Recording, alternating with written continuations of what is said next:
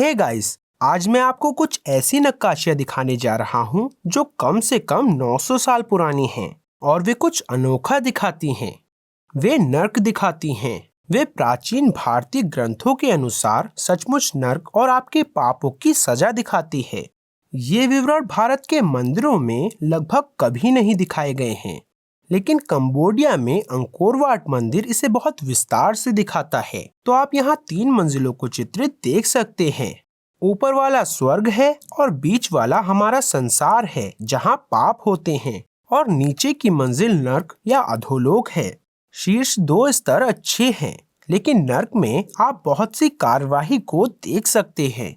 वे जीवन को पापियों से बाहर निकाल रहे हैं और आपको भूखा रखा जा रहा है। देखिए, आप अपनी पसलियों को देख सकते हैं।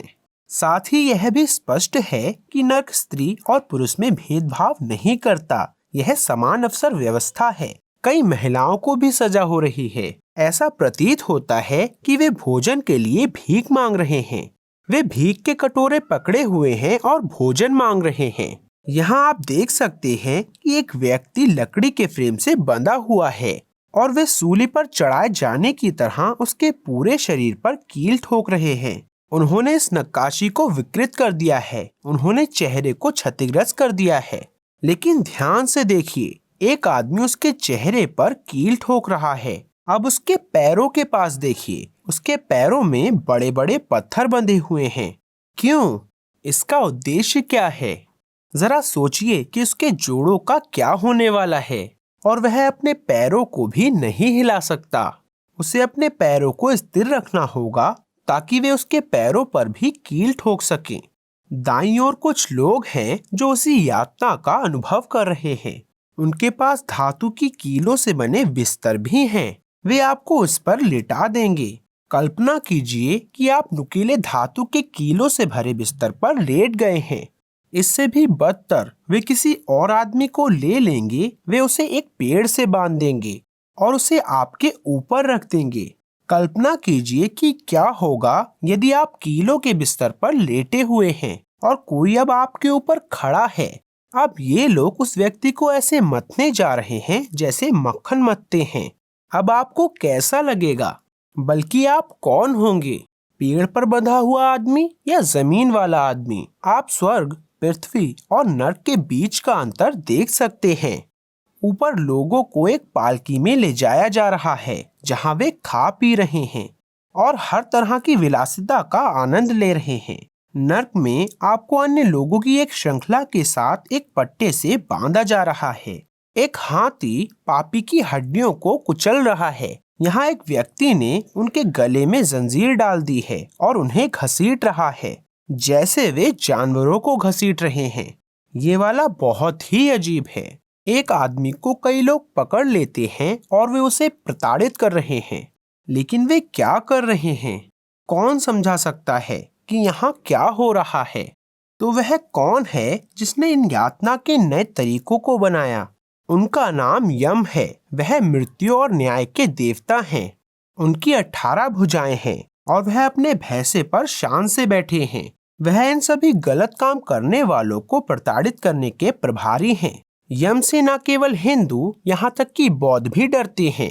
यहाँ तक कि कंबोडियाई बौद्ध भी आज न्याय के देवता के रूप में यम का सम्मान करते हैं। और उनके पास बहुत से परिचारक हैं, विशाल लोग जो लोगों को नर्क में प्रताड़ित करते हुए दिखाए गए हैं। वे सभी उनके लिए काम करते हैं। मुझे पता है कि आप इनमें से और अधिक दंड को देखना चाहते हैं, तो आइए देखें कि और क्या हो रहा है। यहाँ एक पूरी तरह से नई तकनीक है जिसके बारे में आपने कभी नहीं सुना होगा। किसी को पकड़ें और फिर पार्श्विक बल का प्रयोग करें और उनकी रीढ़ की हड्डी को तोड़ें। देखिए कैसे उनके शरीर मुड़ रहे हैं। बस एक हाथ में उनकी गर्दन, दूसरे हाथ में उनके पैर पकड़े और फिर उनकी पीठ तोड़ दें। यहाँ एक और है। कुछ लोगों को पेड़ों से बांध दिया जाता है, कुछ को उल्टा भी बांध दिया जाता है और फिर परिचारक उन पर तलवार लहराते हैं। तो कुछ उल्टा क्यों लटके हुए हैं जबकि कुछ सीधे हैं? प्राचीन भारतीय ग्रंथों में देखें, विशिष्ट प्रकार के पापों को विशिष्ट प्रकार की यातनाएं दी जाती हैं। उदाहरण के लिए सजा को अधोमुख कहा जाता है। उसे उल्टा बांध दिया जाता है क्योंकि उसने रिश्वत ली थी। वह पृथ्वी पर एक भ्रष्ट व्यक्ति था।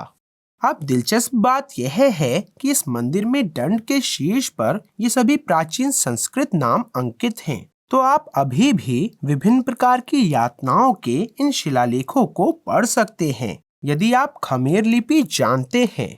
यह लिपि स्वयं प्राचीन तमिल भाषा के अक्षरों के समान दिखती है। प्राचीन भारतीय ग्रंथों में पापों का विस्तार से वर्णन किया गया है और इसमें न केवल बुरे कर्म शामिल हैं, लेकिन इसमें बुरे विचार भी शामिल हैं। उदाहरण के लिए एक अतिथि आपके घर आया है और मान लीजिए कि वह ससुराल पक्ष से है, इसलिए आप उसे नापसंद करते हैं, लेकिन आप उसे स्पष्ट रूप से नहीं दिखा सकते हैं। तो आप उन्हें महसूस कराने के लिए उसे गुस्से से देखेंगे, जिससे वह समझ जाए कि आप उसे नापसंद करते हैं। तो आप सोचते हैं कि आप चतुर हैं क्योंकि आपने कुछ नहीं किया है, लेकिन आप केवल एक नजर से उन्हें अपनी नफरत दिखाने में सक्षम हैं। बेशक आप पृथ्वी पर बच सकते हैं, लेकिन जब आप मरेंगे तो आप नर्क में जाएंगे और इन लोगों के पास आपके लिए विशेष संदंश जैसे उपकरण हैं। वे आपकी उस क्रूर दृष्टि के लिए आपकी आंखें निकालने जा रहे हैं। कभी कभी वे आपको एक पेड़ से बांध देंगे और सुनिश्चित करेंगे कि एक चील आकर आपकी आंखों को खा जाए। यहाँ एक नई तकनीक है। पापी को ग्राइंडर पर रखिए और उसे दूसरी चट्टान से तब तक पीसिए जब तक उसकी सब पसलियां और हड्डियां टूट ना जाएं। लेकिन यहाँ एक और अजीब विवरण दिखाया गया है। आज हम यह सोचकर अपना जीवन व्यतीत कर रहे हैं कि मृत्यु आज नहीं होगी, दूर भविष्य में कभी न कभी होगी। लेकिन देखो, अचानक जो लोग ऊपरी मंजिल में जीवित हैं, उन्हें मृत्यु के भगवान के सेवकों द्वारा नीचे की मंजिल में धकेल दिया जाता है। मृत्यु कभी भी कहीं भी हो सकती है। आप मजे कर रहे हैं और अब आप अचानक नर्क में हैं। अब आप खुद को नर्क में पाएंगे और वे आपको पत्थर से पीस रहे होंगे। अब आंसू, दया के आंसू काफी वास्तविक रूप से दिखाए गए हैं।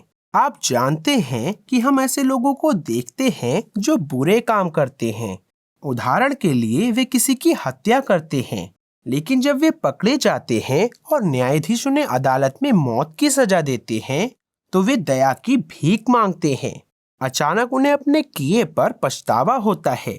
यह इन नक्काशियों में बहुत अच्छी तरह से दिखाया गया है। मुझे पता है कि आपके दिमाग में एक सवाल है जिसका मैंने जवाब नहीं दिया है। यह एक बहुत ही तार्किक सवाल है। यदि आप पृथ्वी पर मर जाते हैं तो आप अपने शरीर को यहीं छोड़ देते हैं। चाहे वे इसे जला दें या दफना दें, आप अपने शरीर को पृथ्वी पर छोड़ देते हैं। तो वे आपके शरीर को नर्क में कैसे यातना दे सकते हैं? अब हिंदू धर्म सूक्ष्म शरीर पर विश्वास करता है, जो भौतिक शरीर से अलग होता है, और यह मरता नहीं है। इसे सूक्ष्म शरीर कहते हैं।